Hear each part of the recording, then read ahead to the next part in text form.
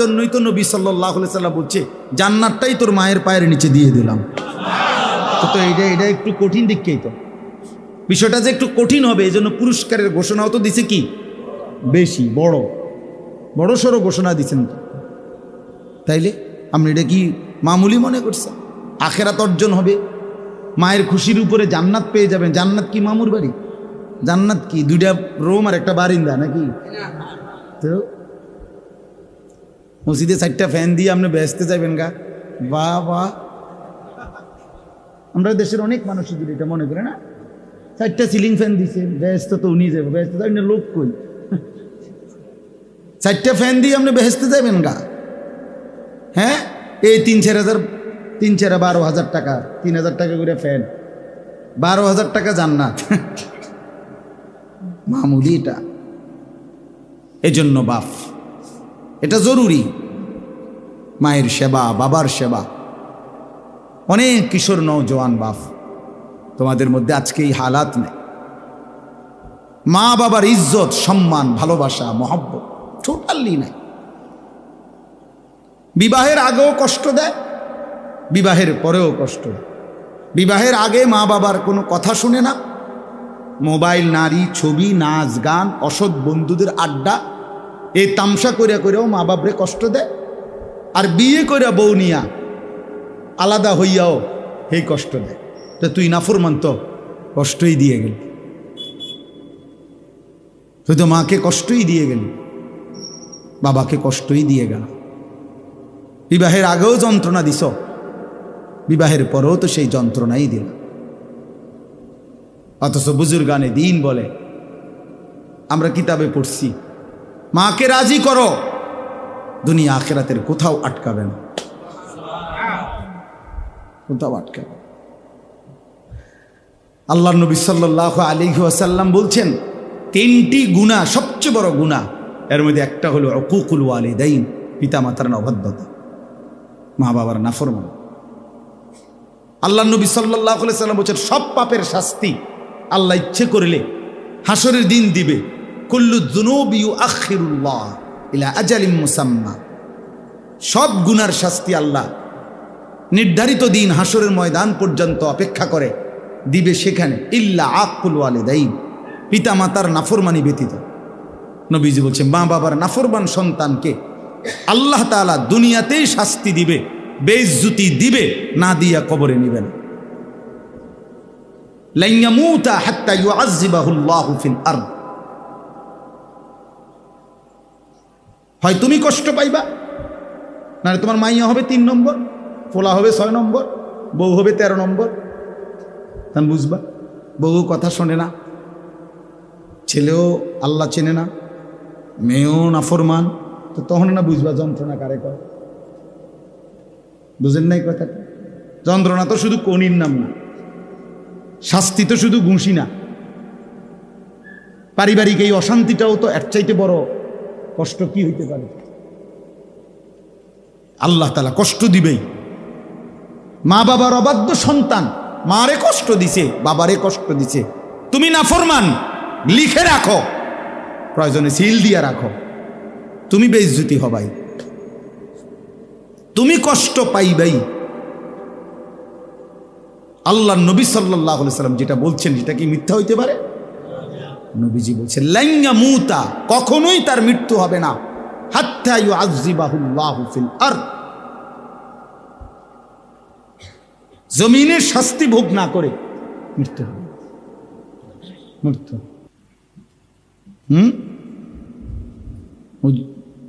সব সময় আম্মা শহরে পড়ালেখা করছে, তো রান্নাবান্না কিছু জানে না, এত বড় সংসার করতে পারবে না, তো এই জন্য একটা ছোট্ট বাসা দেখছি, কোনো রকম 2টা রুম, একটা ছোট্ট বারান্দা আর ছোট্ট একটা বাথরুম, কোনো রকম পেশাব করন যায়। কথার সুর, কথার স্টাইল, মানে বাইরকরণের বুদ্ধি। মাকে কার কাছে রেখে গেলেন, বাবাকে কার কাছে রেখে, যাই লাগে জানাইবেন, কোনো অসুবিধা না। মা সবসময় মোবাইলে যোগাযোগ থাকবে, মোবাইলে ঘাস কাটবো যোগাযোগ করে। মা পানি দরকার, এটা মোবাইল দেওয়া হবে, মার ঠান্ডার মধ্যে আরাম দরকার, মার এটা পানি দিয়া মোবাইল দিয়া হবে, তাইলে আগে জানতো না, রান্না বান্না শিখে নাই, তো কোনো মেয়েই তো আগে জানতো না, ধীরে ধীরে শিখবে। কথা বোঝেন নাই কথা? আমাদের মা চাচি দাদিরা ওরা তো সবাই জন্মের পর থেকে রান্না করতেন, ঠিক না? তো তাইলে শিখে নিছেন। আমার আম্মা বলছে যে ফুত আমি ক্লাস 4-এ, মা 4র্থ শ্রেণী প্রাইমারি স্কুল পাস করছে, 5-এ উঠছে প্রাইমারিতে। ক্লাস 5-এ স্কুলে যাই বাড়ির পাশে প্রাইমারিতে, তোর নানি মানে মার মা, আমার নানি একদিন বলছে তোর নানি আজ যাইও না, স্কুলে যাওয়া লাগতো না, তোমার বিয়া। বুঝিও না বিয়া কিতা, কইছে আর যাইতে হইবে না, দিয়ে দিছে বিয়া। তো সে মা তো 10 জন সন্তান, আমার মায়ের ঘরে আমরা 10 ভাই বোন, এখন 8 জন জীবিত আছি আলহামদুলিল্লাহ। তো মা তো সেই 10 জন সন্তান লালন পালন করছে। আমার দাদার আমরার হিসাবে পাইছি দাদার মৃত্যুর সময় 12 কানি সম্পত্তি। আমাগো দেশে হলো 120 শতকে কানি, আপনাদের এদিকের মতো না। 120 শতকে কি 1 কানি, তাহলে 12 কানি এরকম কত, 4-12 48, প্রায় 48। এই সমস্ত সম্পত্তিতে দাদা ফসল করতেন, মানে ধান করত। আমার বাপ চাচারা 4 জন, তো 4 জন মা চাষিরা তাহলে কয়জন, 4 জন। এই 4 জন মা চাষি, মায় কত সময় বলছে ফুট, সকাল ফজরের পর থেকে রাত 12টা পর্যন্ত এই ধান লইতাম, ধান সিদ্ধ করতাম। কত এক পাশে হয়তো আমরা কোনো না কোনো ভাই বাচ্চাদেরকে ফেলাই রাখতো, বেশি চিৎকারলে কানলে ও দুধ দৌড়ে গিয়ে দুধ খাওয়াইয়া আবার ধান লইতেছে। আবার এই ছিল না মা চাচিদের হালাত, না হুদা আমার মাই, শুধু সব মাই তো এমন ছিল। তো সেই সংসার তো নাই বললেই চলে এখন। আর ওই রকম চাষাবাদও করে না, ওই রকম ঘর গৃহস্থের কাজও করে না। আপনি শুধু কদ্দুর সিলিন্ডার গ্যাসে কদ্দুর রাইতেন না, আপনি আলালের ঘরের দুলাল হইয়া গেলেন। হ্যাঁ, মূল কথা হইল উনি তো বুঝছে এটা মেয়ে মহিলা জীবন মানেই হলো একবেলা টেলিভিশন দেখা, আরেক বেলা ড্রেসিং টেবিলের মধ্যে সাজা, আর লম্বা সময় মাজারে আর মার্কেটে টোটো টোটো করে ঘোরা। জীবন মানে এই, জীবন মানে পাউডার, ফেয়ার অ্যান্ড লাভলি, জীবন মানে গহনা অলংকার, জীবন মানে রাস্তায় নিজের রূপ আর যৌবন প্রদর্শন। অভিশপ্ত জীবন ওই নারীদের, বেপর্দা নারী, অভিশপ্ত নারী, বেহায়া নারী, অভিশপ্ত নারী। এজন্য যুবক ভাই এটাও বললাম, আল্লাহ নবী সাল্লাল্লাহু আলাইহি সাল্লাম বলেন তুনকাহুল মারআতু লিআরবাইন, মানুষ নারীকে বিবাহ করে, মহিলাকে বিবাহ করে 4 কারণে। এই 4টি বিষয়ের এক একজন এক একটা দেখে বিবাহ করে। 1 নাম্বার হলো জামালিহা, কেউ সৌন্দর্য দেখে বিবাহ করে। 2 ওয়ালি হাসাবিহা, কেউ বংশমর্যাদা দেখে বিবাহ করে।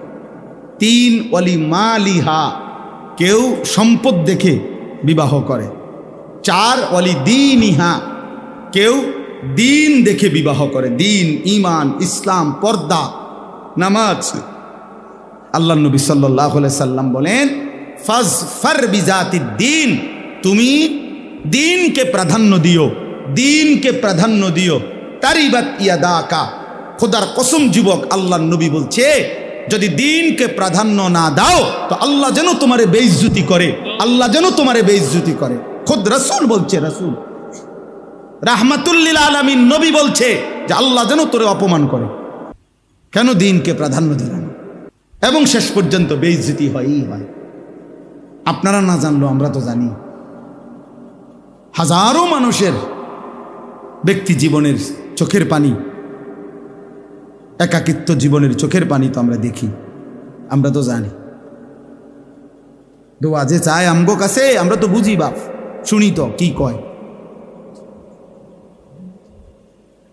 ঢাকা শহরে বড় মসজিদে জুমার নামাজ পড়াই, তো শুনি তো আমরা বহুত হাজার কোটি টাকার মালিকের হালাত তো শুনি। বাইরের পৃথিবী তো জানে 70 লাখ টাকার গাড়ি, সুটেড বুটেড, একাকিত্ব জীবনটা কি হালাত, কেমনে বুঝবেন? বাইরে তো পূর্ণাঙ্গ মেডিকেল কলেজের মালিক, কোটি কোটি টাকার মালিক। আমি তো কত দেখছি সারা রাত বইয়া বইয়া বিল্ডিং, নিজ বিল্ডিং এর ছাদে বইয়া সারা রাত সিগারেট খায় আর গিটার বাজা, গান গায়। গানও মাশাআল্লাহ, সুরও না, সুরের জাতও না, বে বে করে। আহা, ঘটনাটা কি? ঘটনাটা কি? স্ত্রী মাঝে মধ্যে আসে স্বামীর কাছে, মনে হইলে সবই থাকে আরেক জায়গায়। স্ত্রী মাঝে মধ্যে আসে 15 দিনে, 20 দিনে, 1 মাসে ছুটি কাটাইতে হয়। মন চাইলে আসে, মন না চাইলে আসে। টাকা তো অনেক, সুখ কোথায় বলেন? সুখ কোথায়?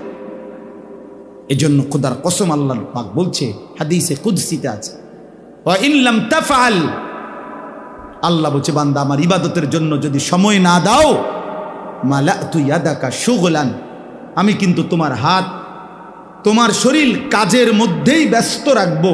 ওয়ালাম আসুদ্দা ফাকরাকা, কিন্তু আমি আল্লাহ ওয়াদা দিলাম আমি তোর অভাব দূর করব না। গাম বাইয়া বাইয়া পড়বে না ফরমান, পরিশ্রম করতে পারবি, মাগার অভাব যাবে।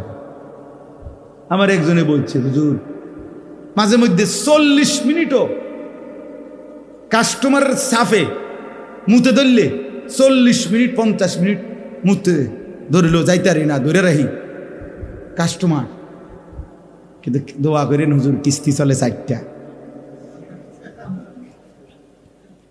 কিস্তি চলে কেন বুঝেন নাই কথাটা? অর্থাৎ এই পরিমাণ বেচা কিনা যে পেশাব করবারও কি নাই, ঘন্টা খানিকও পেশাব ধরে রাখছে। আল্লাহ বলে, হ্যাঁ নাফরমান, সেজদা দিবি না তো মুদবার টাইমও পাবি না, কিন্তু অভাব যাবে না, কিস্তি সুদ হবে না। ঠিক আছে, কামে করতে লইছি, ক মাডিয়ে কাট কাট, মাডিয়ে কাট, আজার রাখবো না তোরে। এ তো সরাসরি হাদিস, মালাতু ইয়াদাকা শুগলান, আমি তোমার হাত কাজেই ব্যস্ত রাখবো। আল্লাহ আমাদেরকে মাফ করে দেন। এই জন্য দোস্ত, আল্লাহকে চেনো, আল্লাহকে চেনো। ইয়া বনি আদম তাফাররাগ লি ইবাদাতি, আল্লাহ বলছে, হে বনি আদম, আমার ইবাদতের জন্য সময় দিও, সময় ফারেক কইরো, ফজরের জন্য সময় দিও, জোহর আসর মাগরিব এশায় সময় দিও, হজের জন্য সময় দিও, আমি আল্লাহর কথা শুনবার জন্য সময় দিও, কোরআন তিলাওয়াতের জন্য সময় দিও, রাত গভীরে একটু তাহাজ্জুদের সময় দিও, আমার জিকির করবার জন্য একটু সময় দিও। আমি আল্লাহ ওয়াদা দিলাম, মালাতু সাদরাকা গিনান, আমি তোমার দিল ধনী বানায় দেব, দিলে বাদশা বানায় দেব। ওয়া আসুদ্দু ফাকরাকা, এবং আমি আল্লাহ ওয়াদা দিলাম তোমার অভাব আমি দূর করে দেব, দূর করে দেব। এই জন্য সবাইরে বলি, সবাইরে, আপনারা অনেক মানুষ বাইরে দাঁড়ায় আছেন, নিজের কাছে তো কষ্ট লাগতেছে যে আপনার করে ঠিক মতো দেখি না,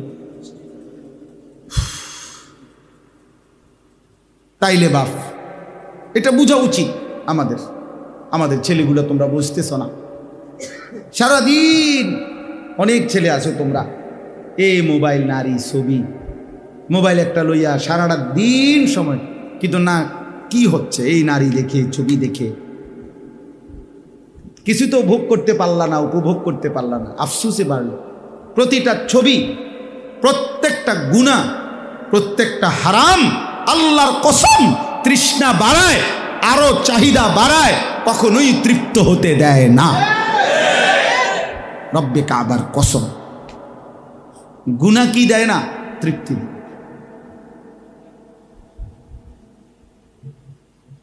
গুনাহ তৃপ্তি। এজন্য মদখোর কোনোদিন তৃপ্ত হয় না। নেশা করতে করতে যদি সে আটলান্টিক মহাসাগরের সব পানিও যদি তারে মদ বানায় দেয়, হারাম করে নেশা করে তৃপ্তি হবে। কিন্তু কিন্তু এই পানি এক গ্লাস পান করলেই হালাল, তৃষ্ণা নিবারণ করে। হ্যাঁ, এক সাগর মদ তৃপ্তি দেয় না, এক গ্লাস পবিত্র পানি তৃষ্ণা নিবারণ করে দেয়। এজন্য যুবক মনে রেখো ভাইয়া আমার কথা, সারা পৃথিবীর সমস্ত নর্তকী দেখলো, উলঙ্গ ছবি দেখলো, খোদার কসম তৃপ্তি হবে না, স্বস্তি হবে না, তোমার আরো মন চাইবে, অন্তহীন নেশা জন্মাবে। কিন্তু আল্লাহ তাআলা হালাল পবিত্র একজন স্ত্রী, একজন নারী দিয়েই এক পুরুষের 70 বছর পার করে দেয়, তৃপ্তি হয়ে যায়, তার জিন্দেগি চলতে থাকে। তাহলে হালাল একজন বিবিতেই তৃপ্ত হয়ে যায়, হারাম পৃথিবীর সব নারী দেখলেও কি হয় না। বাচ্চা স্যার আমনগর সামনে অগরে বুঝানোর লাগে এই উদাহরণ দিচ্ছি, নাহলে কইলাম না। ছেলে ফেলে বেশি, আমার শ্রোতার 80% হলো সবখানে এই ছেলে ফেলে, এই জন্য বলি বেশি। আল্লাহ আমাদেরকে হেফাজত করে। অনেক লম্বা করে ফেললাম কথাটা। অর্থ হইল এটা বুঝানো, আমি যেখান থেকে শুরু করছিলাম কথা চলে গেছিলাম, সেটা হইল ওই একটু জায়গা দেওয়ার জন্য বলছিলাম, মনে আছে না আপনাকে? মানে একটু আগাইয়া বসার জন্য বলছিলাম যে আপনি যদি একটু আগান তাহলে আরেকজনে বসতে পারবে। এখান থেকেই বহু দূর চলে গেলাম। আল্লাহ তাআলা এই কথাগুলোর মধ্যেও খায়র ও বরকত দান। আর প্রথম যে কথা শুরু করছিলাম, ইয়া আইয়ুহাল্লাযীনা আমানু আলাইকুম আনফুসাকুম, আল্লাহ বলছেন হে ঈমানদারগণ তোমরা প্রত্যেকেই নিজেকে আঁকড়িয়ে ধরো।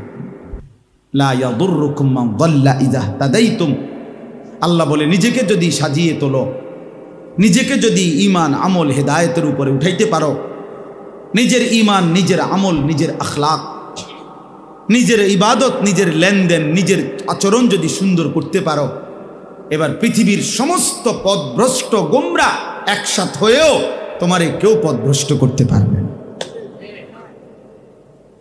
আমি যখন সিদ্ধান্তই নিছি কলিজা দিয়া, আমার দিলের মধ্যে যখন আখেরাতকে আমি বসাইছি, এবার সারা পৃথিবী ল্যাংটা হইলেই কি আমি চোখ তাকাবো না, এরকম আর কি। অর্থাৎ কেউ যদি যখন নিজেকে কি করে নেয়, বুঝে নেয়, আমি যখন এটা বুঝি যে আমাকে আখেরাতে যেতেই হবে, তা আমি নামাজ ছাড়বো কেন? আমার চারপাশের কেউ নামাজ না পড়ুক, কেউ নামাজ না, আমার বয়স মনে করেন আজকে 45 বছর রানিং শুরু হয়েছে, তাহলে আমি তো এই বুঝ হওয়ার পর থেকে যদি 7-8 বছর বয়সও আমার বুঝ হয়, তাইলেও তো আমি আজ 30-32 বছর দেখছি। আমার বাবা থাকতেও দেখছি আমাদের ঘরে কোনোদিন টেলিভিশন চলে নাই, আমাদের আমলেও এখন কোনো আমাদের ঘরে টেলিভিশন নাই। কই আমাদের তো ছোট্টবেলা থেকেই দেখছি, শহরে বড় হইছি, কুমিল্লা শহরের মেইন প্রাণ কেন্দ্রে চারপাশের সব ঘরেই টেলিভিশন চলতেছে। তো এর মাঝখান দিয়ে আমার বাবা এটা বুঝছে যে আখেরাতে হিসাব দিতে হবে, তো টেলিভিশন কোনোদিন আনে নাই। তো এটা যখন কারো কলিজার মধ্যে বুঝে যে হারাম আমার খাওয়া যাবে না, আমাকে হালাল পথে চলতেই হবে, আমারে আল্লাহর বন্দিগি করতেই হবে, আমি সেজদা দিতেই হবে, তাহলে এবার গোটা পৃথিবীও যদি আল্লাহর নাফরমানিতে ডুবে যায়, তো মুমিন তখনও মনে করে अगर चे बुत हैं जमात की आस्तीनों में मुझे हैं हुक्म खुदा ला इलाहा इल्लल्लाह। আল্লামা ইকবাল বলছে যদি ইমানদার হবে এমন যে যখন সে বলবে যে শোনো গোটা পুরা জাতি, পুরা কওমও যদি আমার একটা একটা মূর্তি বগলের নিচে অথবা হাতে একত্রে দাঁড়ায়, প্রত্যেকের কাছে যদি মূর্তি থাকে একটা একটা, আর সেই মূর্তির স্তূপের মধ্যে সামনে ভিড়ে আমারে যদি দাঁড় করায়, আমি সেখানেও দাঁড়িয়ে বলবো লা ইলাহা ইল্লাল্লাহ। তো মুমিন, কারণ আমি বুঝছি আমার আল্লাহ ছাড়া কেউ নেই। তোমরা সবাই মূর্তি নিলে আমার কি কথা বুঝেন নাই? আমার দিল যখন মজবুত হয়, দিল যখন, কোরআনুল কারীমের মধ্যে আছে 7 জন যুবক আসহাবে কাহাফের, 7টা মাত্র ছেলে। ওরা কলিজার মধ্যে বিশ্বাস করে নিছে আল্লাহকে। এবার বাদশাহ যেদিন তাদেরকে ডাক দিছে, বাদশাহ তাদেরকে খবর দিছে দাকিয়ানুস। ওই বাদশাহ ছিল এত বড় জালেম যে বাদশার নির্বাচিত ওই মূর্তি বাধ্যতামূলক পুরা জাতি তার পূজাও করত, নিজেদের সমস্ত কোরবানি মানে নিজেদের যে কোনো বলি ওই দেবতার নামে উৎসর্গ করত। এরকম ছিল। এবং এর ব্যতিক্রম কেউ কিছু বললে শুনলে বাদশা কল্লা ফালাই দিত। এমন নির্মম পাষাণ জালেম বাদশাহ দাকিয়ানুস ছিল। সেই জাতির পুরা দেশবাসী মূর্তি পূজা করে। বাদশাহ মূর্তি পূজক, মা বাবা আত্মীয় স্বজন সব মূর্তি পূজক। পুরা জাতির মধ্যে এই 7টা যুবক তারা ভিন্ন সিদ্ধান্ত নিছে যে আমরা আল্লাহকে ছাড়া আর কাউকে ডাকবো না, আমরা আল্লাহকেই ডাকবো। বাদশাহ যেদিন তাদেরকে ডাক দিছে, রাজ দরবারে সবার সামনে জিজ্ঞাসা করছে যে তোমরা আমার মূর্তিকে বাদ দিয়ে কার ইবাদত করো, কাকে ডাকো, কাকে মানো? কোরআনুল কারীমের মধ্যে ভাইয়া স্পষ্ট আছে, আল্লাহ তাআলা বলেন ওয়ারাবাতনা আলা কুলুবিহিম ইয কামু। সুবহানাল্লাহ। আল্লাহ তাআলা বলে শোনো পৃথিবীবাসী, আমি আল্লাহ নিজে আমার ওই 7 ইমানদার যুবকের দিলে ঈমান আমি বাইধা দিলাম, বাইধা। রাবাতনা, রাবাতনা মানে হলো শক্ত রশি দিয়া সুতা দিয়া আমি ঈমান বাইধা দিছি। ইয কামু, যখন তারা বাদশার সামনে দাঁড়াইলো, বাদশাহ জিজ্ঞেস করলো তোমরা কাকে ডাকো, কাকে মানো? আমার মূর্তি আমার সিদ্ধান্তের ব্যতিক্রম। তখন ফাকালু, তারা বলল রব্বুনা রব্বুস সামাওয়াতি ওয়াল আরদ, আমাদের রব তিনি 7 আসমান ও জমিনের রব যিনি।